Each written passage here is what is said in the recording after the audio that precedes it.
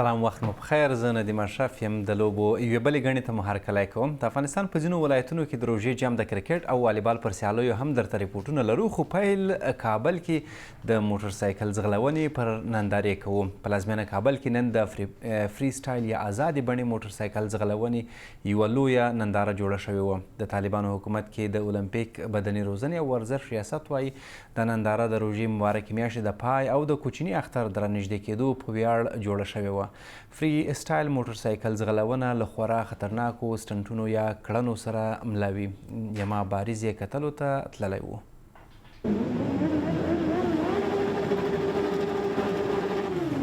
دلته د کابل په زړه کې حضوري چمن ته نږدې کابل نندارې کې د موټر سایکل ځغلونې د فری سټایل یا آزادې بڼې یوه په زړه پورې ننداره. شاوخوا 100 ورزشکاران دلته راغلي دي او په دغه ننداره کې یې ګډون کړی. دوی ټول موټر سایکل ځغلونې او د بایسکل ځغلونې د ملي فدراسیون غړي دي. ورزشکارای عضو فدراسیون د فدراسیون د غړو ورزشکارانو لپاره مو د روژې میاشتې په مناسبت یوه لوبیزه ننداره جوړه کړې. دا یوازې یوه ننداره ده، خو دوی ته به د لومړۍ، دویمې او درېیمې درجې جایزې ورکول کیږي. اختر نږدې دی او اوړی هم نږدې شوی، نو غواړو خپلو ورزشکارانو لپاره یوه اسانتیا رامنځته کړو. ورزشکارای خود میخواهیم یک سهولت ایجاد کنیم. د موټر سایکل ځغلونې د فری سټایل یا آزاده بڼه دې معنا نه ده چې دا ورزشکاران چې هر څه وغواړي هغوی دا کولی شي. دوی باید د خوندیتابه تدابیر رعایت کړي او هغه استنټونه او یا هغه کړنې ونه کړي چې ډېرې زیاتې خطرناکې دي. دوی د ګډون یو شرط دا ښودل شوی دی چې باید د خوندیتابه تدابیر ولري، هلمت ولري یا سپینې خولۍ ولري او نور ځانګړې جامې. خو دغه شرط بیا ټولو نه دی رعایت کړی. سمبالونکي وایي دلته راغلي ټول ورزشکاران له اوږدې مودې روزل شوي دي او دغه خطرناک استنټونه او یا کړنې او یا لوبې له موټر سکیل سره له ډېرې تجربې وروسته دا کار کوي، له ډېرې روزنې وروسته دا کار کوي. نو نندارچیان چې دلته دي دوی ټول هیجاني دي او دا لوبې په ډېر ځیرتیا سره ګوري. نو د سمبالونکي وینا دوی ته ده چې دغه راز خطرناکې کړنې یا استنټونه او یا هم لوبې له خپلو موټر سایکلونو سره هیڅ کله ونه کړي. یما بارز، بی بی سی، کابل. د موټر سایکلونو له لوبو ورزو کرکټ ته. نن آی پی ایل یا هند غوره لیګ سیالیو اتمه لوبه د رویال چیلنجرز بنګلور او چنای سوپر کینګز ترمنځ کیږي. نور احمد لکڼوال چې له چنای لوبډلې سره لوبیږي، د لوبډلې سره په لومړۍ لوبه کې غوره لوبغاړی شو. د کرکټ دغه سترې سوداګریزې سیالۍ له خورا هیجان ډکې دي او د نړۍ له روبر کې ګڼ شمېر مینوال لري. د کرکټ مبصر احمد فرهاد فدایي د آی پی ایل پر لوبو راته غږېدلی. واقعا د دوی براډکاسټینګ او پروډکشن ډیر د لوړ کیفیت سره مل وي او زموږ د دې کې دوی همیشه کوشش کوي چې نوي قوانين وضع کړي ترڅو لوبې نور هم جالب کړي. خو د تیر کال په څیر بیا هم داسې ښکاري چې یو ځل بیا د آی پی ایل په سیالیو کې موږ تاسو ډېر منډي وګورو.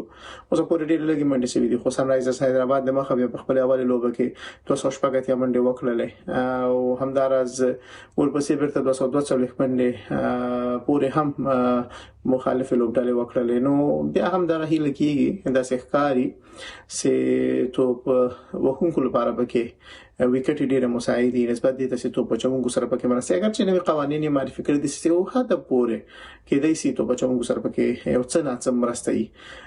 خیر کچېرته موږ تاسو د آی پی ایل سیالیو لړۍ لیدلې او لوبډلې مو پکې لیدلې، نو تقریبا ټول لوبډلې ډېرې متوازنه ښکاري، ښه ښکاري. خو په ځانګړي توګه باندې زما خپل هیله ده چې دا ځلې پنجاب کینګز په کې د افغانستان ټولچاري یا آل راونډر عظمت الله عمرزی هم لوبيږي. دا ځلې د آی پی ایل سیالیو اتلولي د لومړي ځل لپاره وګټلای شي. ورسره چنای سوپر کینګز هم د نور احمد په ګډون باندې زما په خیال چې نور هم پیاوړی شوی دا او په کوم کنډیشنز کې چې د دوی خپل لوبي دي په چیپاک کې غلطه نور احمد کولای شي چې ډیر غیزمن ثابت شي. نو چنای سوپر کینګز هم ماته دا ځلې د هر کال په څیر پیاوړی ښکاري او ورسره ز هیله لرم چې ګجرات ټایټنز اگر خپل اوله لوبه نه ګټلې ورته کم بیک وکي. خو اخواته نور لوبډلې هم ډېر پیاوړي برېښېدلې دي.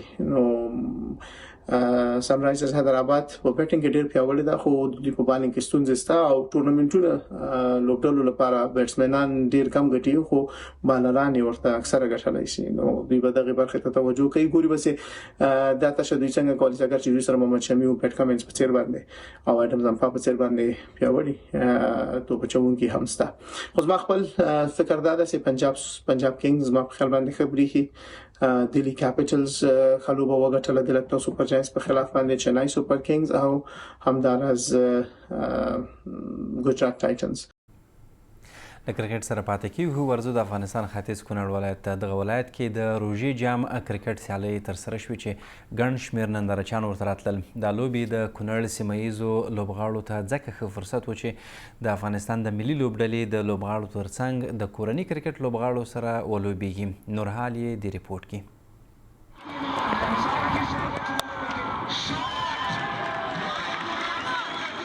د افغانستان ختیځ ولایت کونړ کې د کرکټ میله د روژې وروستی کې دغه 15 ورځني ټورنمنټ وروستۍ لوبې کیږي ټولې لوبې د کونړ په مرکزي کرکټ لوبغالي کې ترسره شوې لوبډلو هڅه کړې ده چې نه یوازې په کونړ کې ځایي لوبغاړي سره راغونډ کړي بلکې د افغانستان د نورو ولایتونو او کورني کرکټ لوبغاړو ترڅنګ د ملي لوبډلې یو شمېر لوبغاړي هم وربلل شوي ټي10 فاینل میچ او ډېر زیات کراوډ راغلی و د کونړ مینوال ډېر زیات دی د کرکټ او دومره ګمان فکر مې نه کو چې دومره یو ښه ټورنمنټ دومره یو ښه میچ به که سینیر دی که جونیر دی دغسې کرکټ ټول لوبغاړو کړی ده بیا غړه کرکټ ته تللی دي نو کوشش دی وکړي دغسې موقع چې په لاس راځي کوشش دی وکړي خپل ښه کرکټ دی وکړي چې سبا د افغانستان لپاره استازولي ته لاره پیدا کړي دغه ځوانانو لپاره ډېر زیات مهم دي بالکل ځوانانو لپاره په دې زیات مهم دي چې دغه کراوډ وګوري دې سره ډېر زیات میچور کېږي د کرکټ بورډ هغه کم غړي چې راغلي وو هغو دا فاینل وکاته دلته امپیران چې کوم امپیران هغه د کرکټ بورډ دي نو دا د نوي ځوانانو لپاره ډېر زیات ښه دي او د نور ځوانانو لپاره هم ډېر زیات مهم دي ما ته خو ډېر زیات خوند راکړ ټورنمنټونه ما ډېر زیات کړي کوشتېپه مې کړې شپږیزه مې 4-5 کاله کړې ده نو داسې کراوډ داسې مینوال او داسې جذبې سره کرکټ لکه ما دا 8 کاله نه و لیدلی نو ډېر زیات خوند یې راکړ د لوبو لیدو ته له هغه ډېر نندارچیان راغلي چې تمه یې کېده د ناستې ځایونه لا وختي ډک شوي نو د لوبغالي له لوړو هم د سیالۍ ننداره کیږي د لوبو هره شیبه له شور او جوش سره بدرګه ده دا لوبې ماسپښین مهال پیل کېدې او د افغانستان پر وخت له روژه ماتې مخکې خلاصېدې مسؤلان یې وایي د نویو ځوانانو سیالۍ هم په پلان کې دي په ټوله کې سږ کال په کرکټ کې په کونړ کې ډېر بوخت کال لرو په اختر پسې متصل به د 19 کلونو کم عمره لوبغاړو سیالۍ وي له هغې وروسته به د پوهنتونونو په کچه سیالۍ وي د ښوونځیو په کچه انټر کلب سیالۍ به وي ټوله کې په سیالۍ چې ترسره کیږي موخه یې د نوو او ځوانو استعدادونو را پیدا کول وي هغوی ته داسې فرصتونه په لاس ورکول وي تاسې نن ولیدل چې د ملي لوبډلې د الف لوبډلې د ایمرجنګ لوبډلې د 19 کلنو لوبډلې لوبغاړي په دغه لوبغالي کې د خپلو کوچنیو وطنانو سره ولوبېدل دوی د هغوی نه ډېر څه زده کړه او په آینده کې به هغه څه دوی په خپل ځان باندې تطبیقوي دا سیالۍ کونړ کې د کرکټ ځایي ادارې برابرې کړي دي 12 لوبډلو پکې برخه اخیستې او په 2 ګروپونو ویشل شوي سیالۍ په 10 اوریزه فارمټ کې وي او هر ورځ 3 سیالۍ کېدې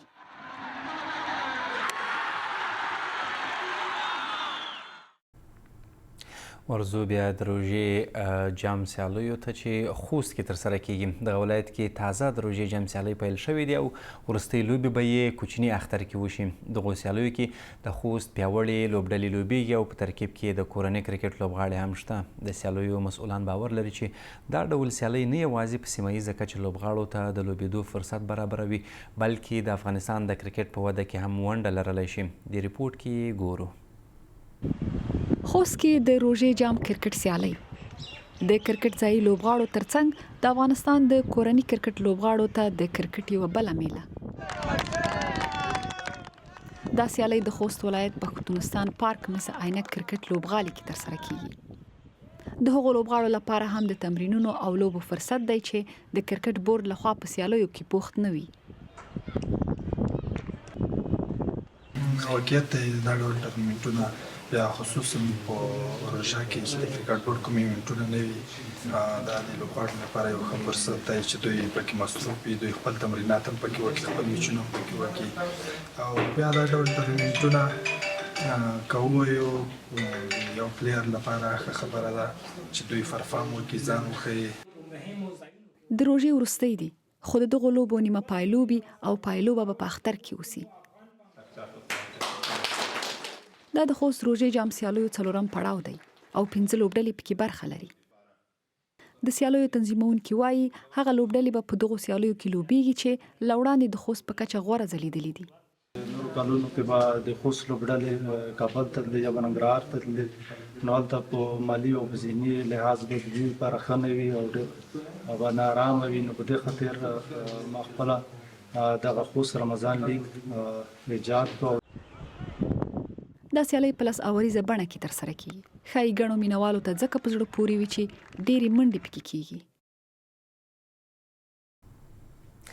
نو چې د روژې جام سیالیو خبرې دي، هر ځای کې کرکټ نه دی. د خوست ګاونډ پکتیکا ولایت کې د روژې جام شپنۍ والیبال سیالۍ وروستي پړاو ته رسېدلې دي. دا لومړی ځل دی چې دغه ولایت کې د شپې والیبال سیالۍ کیږي. له 500 ډېرو لوبډلو پکې ګډون کړی او د روژې له 4مې دا لوبې روانې دي. راځئ په ګډه یې دې ریپورټ کې ګورو.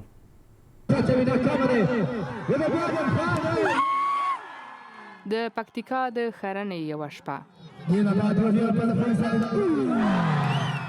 د روژې شپنیو والیبال سیالیو ته سلګونه خلک د دغه ولایت له بیلابیلو سیمو مرکز خرنې ته راځي. دا لومړی ځل دی چې پکتیکا کې د شپې د څراغونو رڼا ته د والیبال سیالۍ کیږي.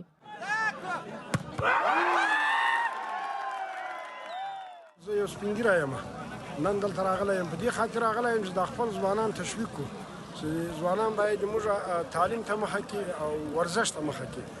ورزش د صحت ضامن ده، نو کله که موږ صحت جوړي انشاءالله بیا په هر ډګر کې موږ کامیاب یو او په مخ به ځو او د دې وطن خدمت وکړو.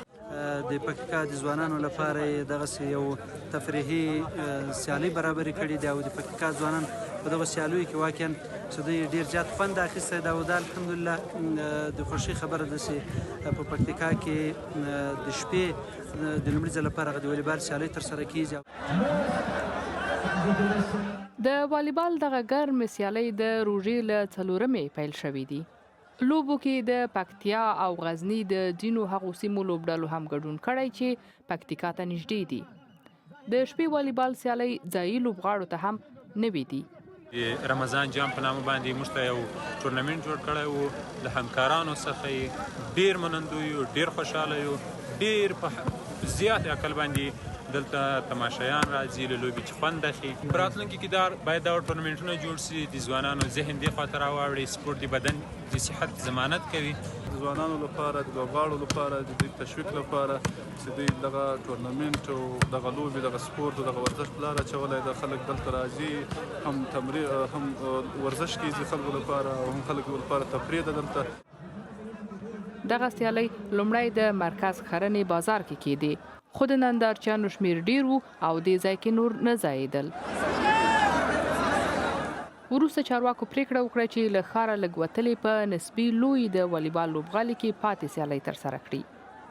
د شپږ 50 لوبډلو ترمنځ موږ په لاره واچولې تر څو پورې د پکتیکا د لرې ولسوالیو او د پکتیکا د مرکز په عموم کې د ټولې پکتیکا ورزشکاران سره رایوځي سي. دا د ورزشي امریت او د والیبال فدراسیون په همغږۍ باندې په پکتیکا ولایت مرکز کې موږ په لاره اچولې دي. هدف مو دا و چې پکتیکا کې سالمه تفریح برابر کړو، د پکتیکاوالو لپاره یو سالم خدمت تفریح او موقع مساعد دی. ځای چارواکي وایي د دغو سیالیو یوه موخه دا ده چې د والیبال لوبغاړي د شپې له سیالیو سره بلد شي او د دې ترڅنګ د والیبال ځوان لوبغاړي هم را پیدا کړي. د پکتیکا د والیبال سیالیو وړاندې مو دا پیل یادونه هم وکړه د چینای لوبډلې پچه ګټلې. لومړی یې بنګلور ته د توپوهانې بلنه ورکړې ده. نو له دې سره مو د لوبو خپرونه هم همدلته پای ته رسیږي. تر بیا ښه وخت.